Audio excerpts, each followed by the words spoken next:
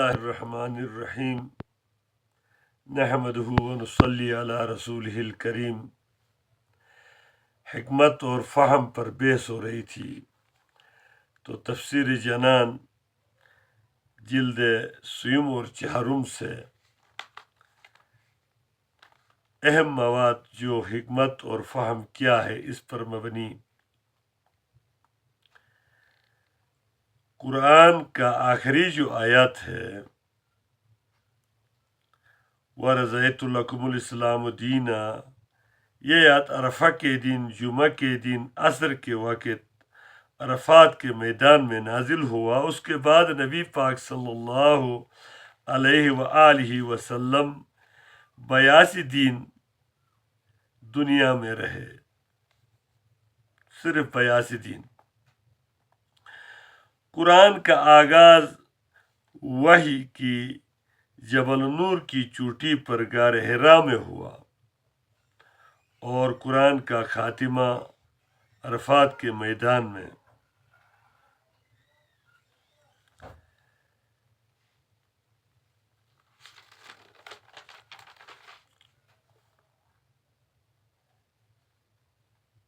یہ فقہ اور فہم، حکمت، قرآن کی حکمت کیا ہے؟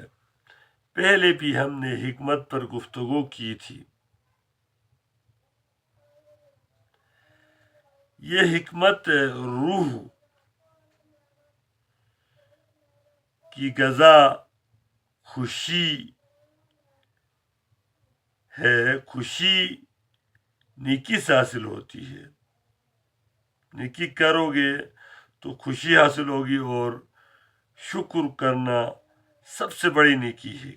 کسی بھی چیز کے احسان مند ہو کر حتیٰ کہ قلم تک اس کی بھی شکریہ ادا کرنا۔ قرآن کا پہلا جو سورت فاتحہ ہے، اس کی ابتدا بھی کل شکر، کل حمد اللہ کے لیے، کل شکر اللہ کے لیے، جیسے الحمدللہ سے شروع ہوتا ہے۔ صفت انسان میں شکر کی پیدا کرنا قرآن کی مزاج ہے۔ ہماری حفاظت جو ہے کل کے کل شکر میں ہے، ناشکری میں ہماری زوال اور عذاب ہے۔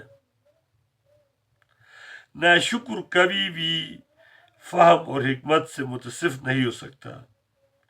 شاکر کی زندگی میں کبھی بھی زوال نہیں آتا۔ قرآن کے ہر حرف پر 10 نیکی اس لیے ملتی ہے کیونکہ شکر حاصل کرنے والی ترغیب قرآن آپ پڑھ رہے ہو۔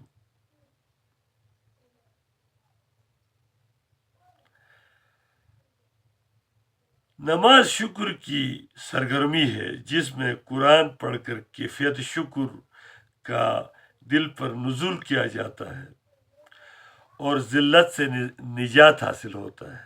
جب شاکر انسان بنتا ہے تو یہ ذلالت سے نکل جاتا ہے، ناشکرہ ذلالت کے گڑھے میں گر جاتا ہے۔ یہ جو موجودہ دنیا ہے یہ عدالت کے اصول پر قائم نہیں ہوئی ہے، یہ امتحان یعنی ابتلا کے اصولوں پر قائم ہوئی ہے۔ اگر خدا فوراً پکڑ لے تو امتحان قائم نہیں ہو سکتی، ابتلا نہیں ہو سکتا، آزمائش نہیں ہو سکتی۔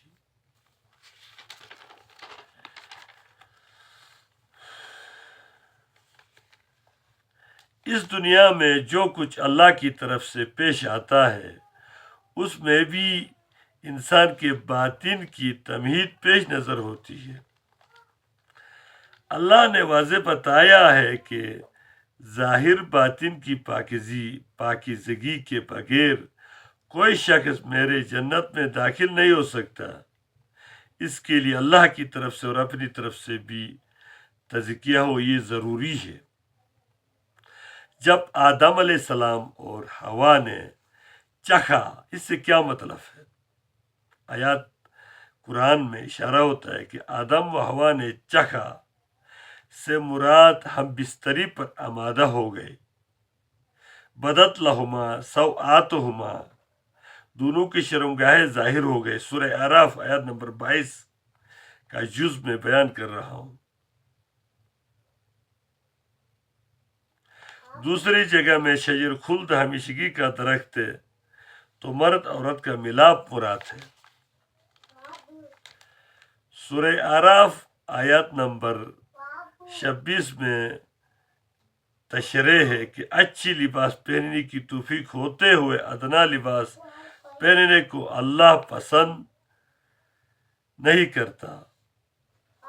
قد انزلنا علیکم لباسا، اللہ کی نعمتوں کا اثر بدن پر ظاہر ہونا چاہیے، عملی اللہ کا شکر ہے، اور یہی تقویٰ ہے. پھر آیات نمبر 32 سورہ اعراف میں ہے کہ اللہ کی زینت کو کس نے حرام کیا؟ اللہ نے زینت اپنے بندوں کے لیے نکالا ہے. اس آیات کے زمرے میں خوبصورت آواز سننا بھی جائز ہے، حلال ہے. تفسیر روح المانی اور فوائد عثمانی وغیرہ میں تھوڑا کھانا بھی اسراف ہے، جس کی وجہ سے بدنی قوت اور صحت برقرار نہ رہ سکے.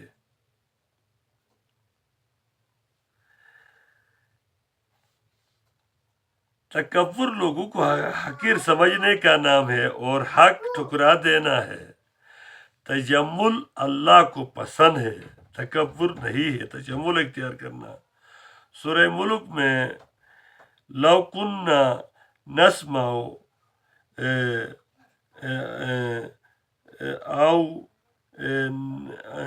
او ناقل ما کننا فی اصحاب السعیر، دوزخیوں کی سے پوچھا جائے تو وہ کہیں گے اگر ہم سنتے یا سمجھتے تو دوزخیوں میں نہ ہوتے. اصل چیز انسان کی سننا ہے. جو شخص نہیں سنتا وہ دنیا آخرت میں ناکام اور نامراد رہتا ہے.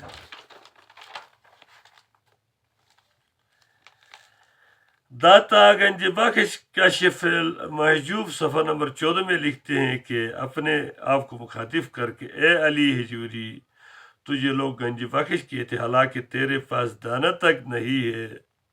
گنج بخش صرف اللہ کی ذات ہے جو بے مثل ہے. قادیانیوں نے 72 زبانوں میں قرآن کا ترجمہ اپنی مرضی کے مطابق کر دیا ہے، اور مسلم امت کو 4-5 زبانوں میں بھی توفیق نہیں ملتا. اس کی مین وجہ کیا ہے؟ تن آسانی ہے. تن آسانی ہے. تن آسانی کی سزا کعب بن اشرف کو 50 دن بعد توبہ قبول ہوئے. تن آسانی بہت بری اور گٹھیا چھے ہے. اس لیے علامہ اقبال فرماتے ہیں کہ تیرے صوفے ہے افرنگی، تیرے قالین حیرانی، لہو مجھ کو رلاتی ہے جوانوں کی تن آسانی. مومن کی تعریف. ڈیفینیشن: مومن رب کی عظمت پر کنٹریکٹ صلاۃ یعنی نماز پڑھنے کے بعد توکل علی اللہ اور سخاوت پر یقین رکھتا ہے، خرچ کرنے پر یقین رکھتا ہے، اور یہ اس کی فطرت میں شامل ہوتی ہے. تیوان سانپ سے بھی اگر ڈرے تو لا تخف یاد آتا ہے، یہ خدا کا حکم ہے. جسے موسیٰ کو لا تخف فرمائے جب سانپ سے طویل ڈر کے بھاگے تو. پھر اس مومن کی مدد کے لیے فرشتے آسمان سے بے تاب اترتے ہیں. اس لیے ظفر علی خان نے فضائے بدر پیدا کر، یعنی مومن کی صفت پیدا کر، فرشتے تیری نصرت کو اتر سکتے ہیں گردوں سے قطار اندر قطار اب بھی. دوسری تعریف مومن کی. مومن مخلص اور تجربہ کار کی بات کو فوراً مان لیتا ہے، جیسے خباب بن منذر انصاری رضی اللہ کی بات حضور صلی اللہ علیہ وسلم نے مان کر اس کے جنگی نقطہ نظر پر عمل کیا۔ غزوہ بدر کی لڑائی میں جنگی حکمت عملی اس کے مشورے پر ترتیب دیا، اپنے مشورے سے اس کے مشورے پر اپنی ترتیب سے اس کے ترتیب کو ترجیح دیا۔ یہ حکمت یہ ہے، مومن کے پاس فہم اس طرح حاصل ہوتی ہے۔ انسان وہ ہے جو کسی بھی حالت کو نہ بھولے، فراقی میں تنگ دستی کا زمانہ نہ بھولے، تاکہ اللہ کا احساس یاد کر سکے، تاکہ عیش میں یاد خدا اور تیش میں خوف خدا رکھے۔ سیاست پر کنٹرول کرنے کا اصل طریقہ اور ذریعہ تجارت ہے۔ مسلمان موت کو حقیقی زندگی کی تصور یعنی نظریہ پر کافروں پر روک ڈالتے تھے۔ جنگ قادسیہ میں صرف 60 مسلمانوں نے 60,000 کافروں کا مقابلہ کیا اور شکست دی۔ صرف 10 مسلمان شہید ہوئے اور 10,000 کافروں کو قتل کیا، باقی سب بھاگ گئے۔ ایمان کی قوت بہت بڑی چیز ہے، تعلق اللہ ہے۔ ایمان کی قوت میں انسان کے ساتھ اللہ ہوتا ہے۔ بین الاقوامی سطح پر قریش بلاغت میں پہلے نمبر پر تھے، اس لیے قرآن بھی ان کی زبان پر نازل ہوا۔ لہجہ اور فصاحت اللہ کی ایک بہت بڑی قوت بھی ہے اور نعمت بھی۔ اب منافق کی تعریف۔ منافق بات میں جھوٹ بولتا ہے اور معاہدہ میں غداری کرتا ہے اور امانت میں خیانت کرتا ہے اور زبان میں فحش گوئی گالی نکالتا ہے۔ حضور صلی اللہ علیہ وسلم نے بنو خزاعہ کا ساتھ دیا، جبکہ بنو خزاعہ کا قبیلہ کافر تھے۔ دوستوں کا خیال رکھنا نبی صلی اللہ علیہ وسلم کا مزاج ہے، چاہے کافر ہی کیوں نہ ہو۔ اب یہ جو منافق کی ڈیفینیشن بیان ہو رہی تھی کہ منافق کو اپنے ساتھ رکھتے تھے نبی پاک صلی اللہ علیہ وسلم، منافق کو الگ کرو اور الگ جتھا بننے نہیں دیتے تھے۔ اب منافق کی ڈیفینیشن، منافق کی بات پر منہ توڑ معقول طریقے پر جواب دینے کا حکم دیا اللہ پاک نے۔ منافق سے نرمی پر وہ غلط فائدہ اٹھاتا ہے۔ عمار بن یاسر رضی اللہ تعالیٰ عنہ حضور صلی اللہ علیہ وسلم کے آگے تھے اٹھنے کے اور حذیفہ بن یمان پیچھے تھے۔ رات کے اندھیرے میں 9 ہجری میں غزوہ تبوک سے واپسی پر مدینہ کے قریب منافقوں نے سوچا تھا کہ تبوک میں تو ان کو ختم کر دیں گے، جبکہ یہ منافق ان کے لشکر میں شامل تھے۔ ان میں سے منافقوں کی ایک پوری جماعت 12-14 آدمیوں کی نفری حملے کے لیے آ گئے تھے، منہ میں نقاب لگا کر۔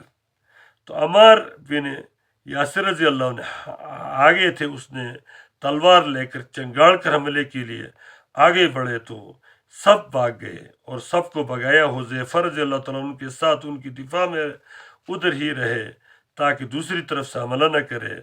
تو حذیفہ رضی اللہ تعالیٰ عنہ کو ان سب کے نام نبی پاک صلی اللہ علیہ وسلم میں راز میں رکھنے کی شرط پر سب بتا دیا۔ یہ بحوالہ تفسیر جنان جلد نمبر 4 صفحہ نمبر 336۔ منافق ابن ابی سلول عبداللہ بن ابی بن سلول تھے، بہت بڑے سردار تھے منافقوں کے۔ آپ صلی اللہ علیہ وسلم بھی سمجھتے تھے کہ یہ مخلص ہے، اس کے اتنی ذہین تھے۔ یہ منافق ذہین اور فتین بھی ہوتے۔ جب وہ منافق بات شروع کرتا تو ہر آدمی کی خواہش ہوتی کہ اس کی بات سنتا رہے، یہی خواہش ہوتی تھی، ہر آدمی کی یہی خواہش ہوتی تھی کہ یہ منافق عبداللہ ابن سلول کی بات سنتا رہے۔ ہمیشہ کامیابی مومن کی ایمان کی برکت سے ملتی ہے، لیکن مال و دولت اسلحہ بھی بذات خود بری شے نہیں، اگر بری شے ہوتے تو اسلام کے ارکان مال و اسباب پر موقوف نہ ہوتے۔ زکوٰۃ، حج، جہاد۔ مشکات شریف کی ایک روایت کی روح میں من تبد فقد جفا، جس نے دیہاتی زندگی اختیار کی اس نے اپنے اوپر ظلم کیا۔ انسانی ضروریات شہر میں حاصل ہو جاتی ہے، انسانی ضروریات شہر میں صحیح حاصل ہو جاتی ہے۔ بحوالہ تفسیر جنان جلد 4 صفحہ نمبر 388 سورۃ توبہ کی تفسیر میں آیا ہے کہ جس نے دیہاتی زندگی اختیار کی اس نے اپنے اوپر ظلم کیا۔ دیہاتی کفر اور نفاق میں ساکت اس لیے ہوتے ہیں، یہ ایک قرآن کی آیات کی جز کا بھی مفہوم ہے۔ ساکت ہوتے وہ اس لیے ہوتے ہیں کہ وہاں علمی مواقع کم ہیں، جہالت زیادہ۔ اگر انسان اپنی حفاظت نہیں کرتا تو گناہ گار ہے، کیونکہ ہماری جانیں اللہ کی امانت ہے۔ حضور صلی اللہ علیہ وسلم حاکم واقعت کو حکم دیتے کہ خودکشی کرنے والے کی جنازہ نہ پڑھایا جائے تاکہ خودکشی کا رجحان ختم ہو۔ مال و جان رب العزت کی امانت ہے، ہماری مال و جان قیامت والے دن اس کا حساب دینا ہے۔ اس لیے شہر جانے کی توفیق ہے تو سستی نہ کرے، سستی سے توبہ کر کے شہر جائے اور رب کی عبادت کرے۔ تناسانے کی توبہ جلد قبول نہیں ہوتی، جیسے کعب بن مالک غزوہ تبوک جانے سے رک گیا تھا، 50 دن بعد اس کی توبہ قبول ہوئی۔ وہ صدقہ بھی درست نہیں جس کے بعد تم خود دوسرے سے مانگتا پھرے، یہی حکمت ہے۔ اللہ جس شخص کے لیے خیر کا ارادہ فرماتے ہیں تو اس کو حکمت یعنی سمجھ عطا فرماتے ہیں۔ حدیث کے بغیر قرآن کی سمجھ نہیں آئے گا اور فقہ کے بغیر حدیث سمجھ میں نہیں آئے گا۔ قرآن و حدیث سے قیاس کے ذریعے جو مسئلہ نکلے گا وہ بھی دین ہے۔ تمام مسائل صراحت کے ساتھ نہ قرآن میں ہے نہ حدیث میں۔ مجتہد کا قیاس و اجتہاد کرنا، اپنی رائے سے حل کرنا، یہی حکمت اور فقہ ہے، حضور صلی اللہ علیہ وسلم کی رضا کا سبب ہے، اور اسی کا نام فقہ، فہم و حکمت ہے۔